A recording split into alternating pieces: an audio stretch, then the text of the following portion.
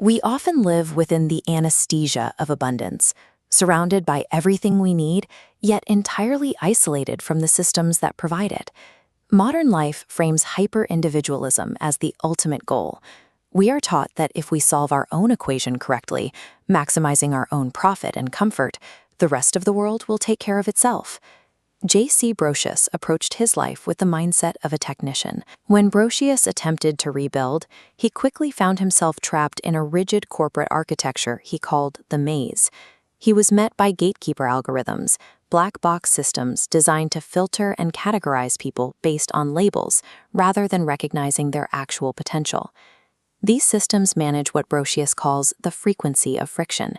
They use labels to keep individuals divided and fighting amongst themselves, ensuring that the central corporate power remains unquestioned. In this model, the user is a ghost in the machine. The algorithms act as a protection racket, extracting data and attention from individuals who have become passive resources for the system.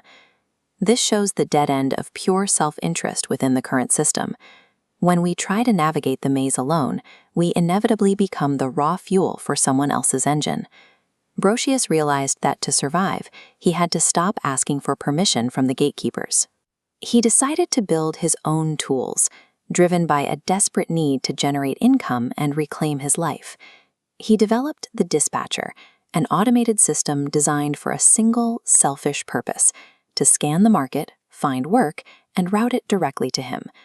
This wasn't a corporate platform. It was a private tool for technical self-reliance. It allowed him to bypass the maze and speak directly to the needs of the market.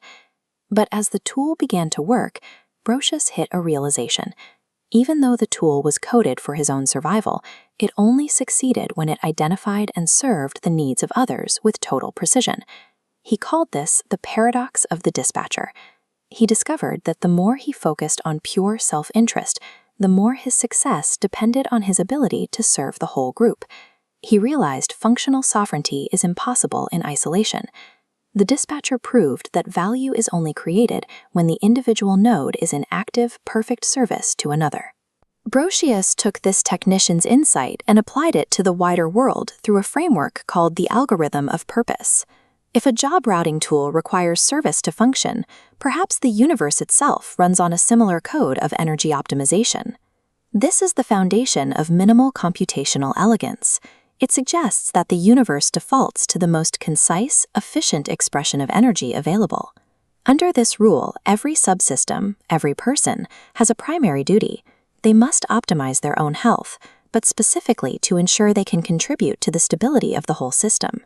When a system deviates from this duty and acts only for itself, it creates data fragmentation. In a technician's world, this is a system failure. In a human world, this fragmentation is what we experience as suffering and dysfunction. Empathy and collective service are the mathematical requirements for a stable system. When the individual thrives, it's because they are maintaining the health of the entire network. This shift in understanding transformed Brocius' work. He moved from building survival tools for himself to engineering an architecture designed for everyone. He called this new system the Aurora algorithm. Unlike gatekeepers that use labels to exclude, Aurora recognizes individuals by their frequency, matching people based on their intrinsic capacity to contribute. By removing the filtering systems that the gatekeepers rely on, Aurora facilitates connection instead of friction, allowing individuals to find their purpose within the collective. A central pillar of this design is what Brocius calls quantum sovereignty. On the left, you see the corporate model extracting data upward. On the right, Aurora ensures that the data stays with the individual, guaranteeing that every person owns their own digital footprint. This replaces the model of extraction with a model of recognition. It treats individuals as the owners of their own information, not data points to be harvested. This connection between the individual and the whole changes the definition of sovereignty. We are not independent because we are alone. We are independent because we are useful to each other. An individual's ability to thrive is fundamentally linked to the well-being of the whole. When the network is healthy, every node within it gains power.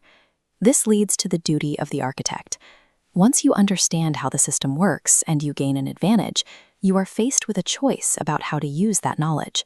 Success is not measured by individual profit, but by how many people you bring with you. When you find the exit to the maze, your final responsibility is to leave the door wide open for everyone else to follow.